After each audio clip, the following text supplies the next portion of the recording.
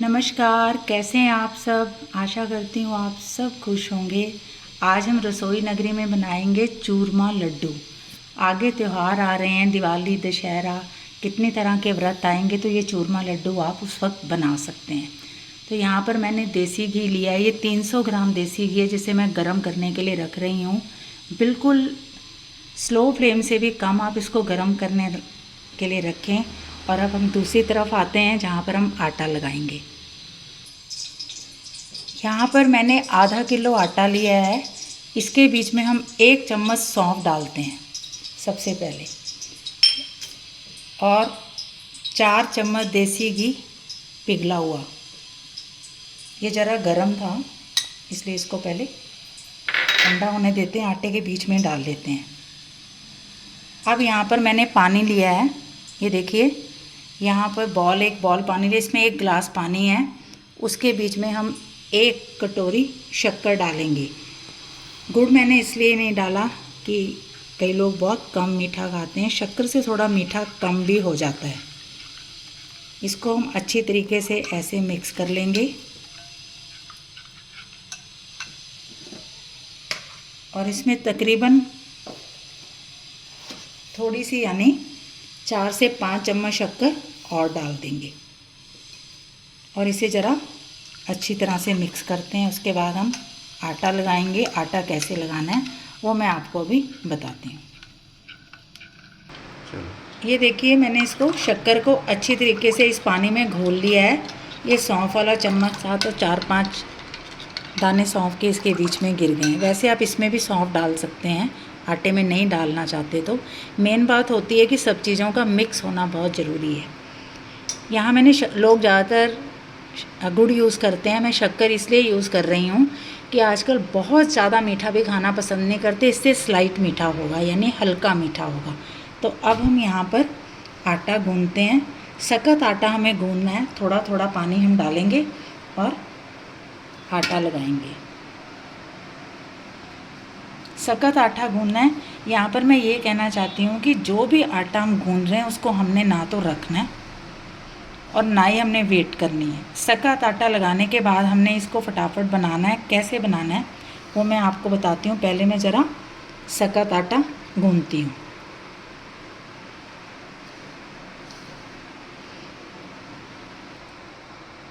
ये देखिए, ये मैंने आटा गूंथ लिया और उसे एक प्लेट में निकाल लिया। अब हमने आटे का एक पेड़ा ले लिया है और चकले के ऊपर थोड़ा सा घी लगा लेंगे। चाहे चकले पे लगा लो, चाहे इस पे लगा लो। अब इसकी एक लंबी रोटी बेलनी है आपने। लंबी रोटी इसलिए बेलनी है कि हमने इसके गोल नहीं बनाने। ऐसे लंबा करो इसको, और इस तरह से कर लीजिए आप। और उसके बाद थोड़ा सा और लंबा कर लेते हैं इस तरह से, और इस तरह आप बनाइए इसको। और उसके बाद इस तरह के छोटे छोटे पीसीस करने हैं आपने। देखिए, ये चूरमा लड्डू हैं।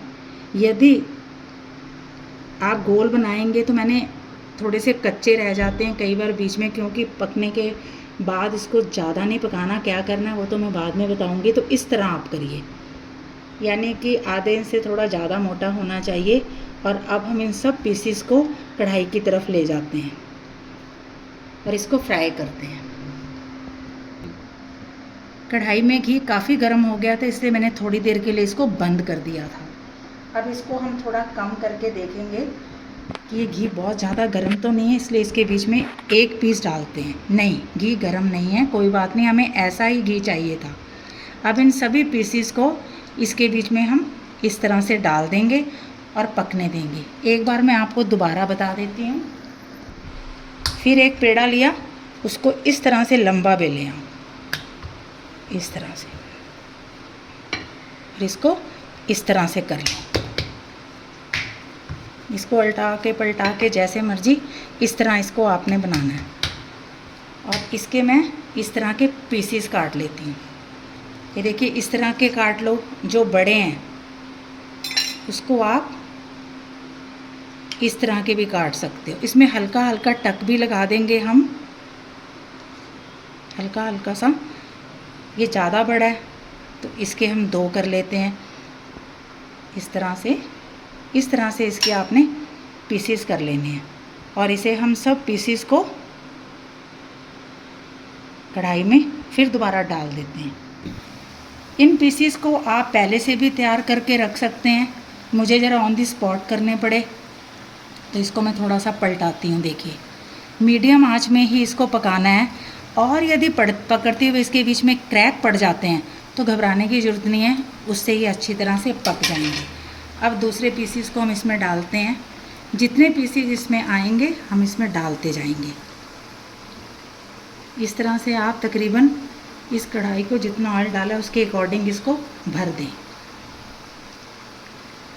इस तरह से कुछ पलटाते हुए भी स्पेस बन जाती होती है। ये देखिए, इस तरह से आप सारे आटे के पीसीस करके हम इन्हें इस तरह से पलटा के पका लेंगे। कितना पकाना है ज़रा मैं ये बन जाएं तो आपको बताती हूँ। साथ के साथ पलटा दें। इसकी फ्लेम आपने मतलब स्लो ही रखनी है, तेज़ नहीं करनी।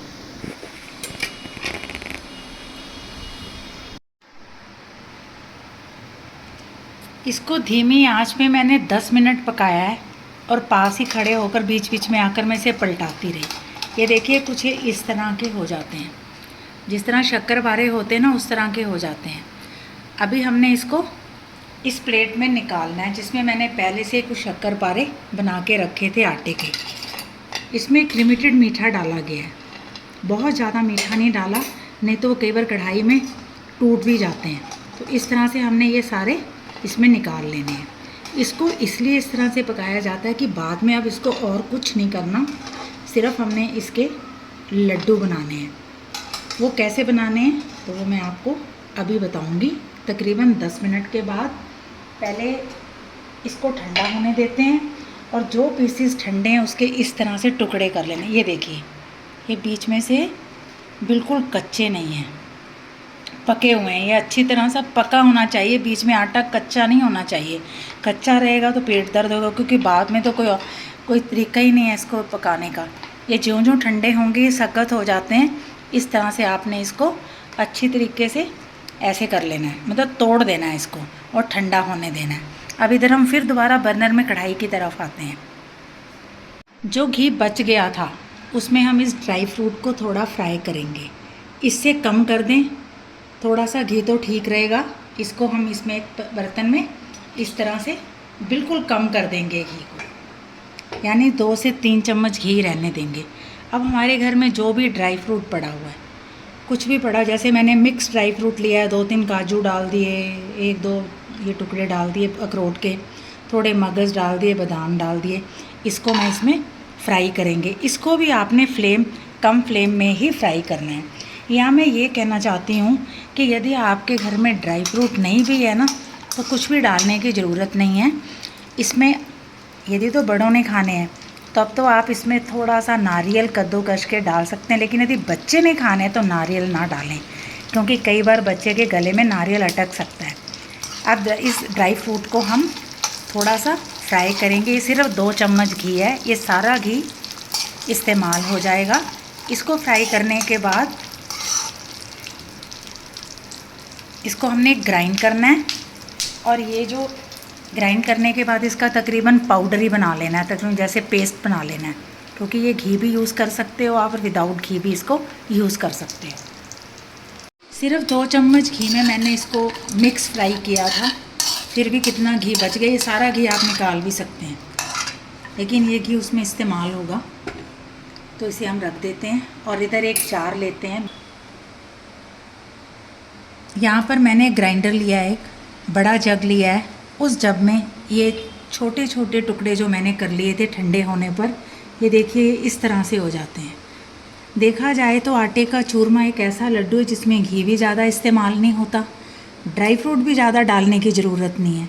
सफ़र के लिए बहुत अच्छी चीज़ है, कहीं जा रहे हो बाहर की चीज़ नहीं खानी तो एक लड्डू नाश्ते का काम करता है, क्योंकि 1 चम्मच देसी घी तो आप खा ही सकते हो, 1-2 चम्मच, तो इतना ही एक लड्डू में आपको मिलेगा। अब ये लड्डू इसीलिए मैंने आपको बताया कि इसमें ड्राई फ्रूट डालना है डालें, नहीं डालना है तो मत डालें। नारियल तभी डालें जब छोटे बच्चों ने नहीं खाना, क्योंकि नारियल ड्राई होता है ना, जो सूखा नारियल ही डलता है इसमें, तो वो मत डालें इसमें। यदि आपने प्लेन भी बना सकते हैं। तो अब हम इसको थोड़े थोड़े करके, यानी बहुत थोड़े थोड़े करके इसको हम ग्राइंड करेंगे। अच्छी तरह से इसको पाउडर फॉर्म में करना है। ये देखिए मैंने इसका चूरमा तो बना लिया, लेकिन अभी इसके लड्डू ये बन नहीं रहे हैं, टूट रहे हैं, क्योंकि इसमें हमने ज़्यादा घी नहीं इस्तेमाल किया। जब आटा फ्राई हो रहा होता है तब भी आटा घी को छोड़ देता है। और जब भी आप आटा गूंदें शक्कर ना के बराबर ही डालें पहले। और इधर मैंने फ्राई पैन में ये ड्राई फ्रूट को इस तरह से ग्राइंड कर लिया था। अब हम क्या करेंगे, इस चूरमे को इसके बीच में डालेंगे। ये तकरीबन सारा आपने डालना है।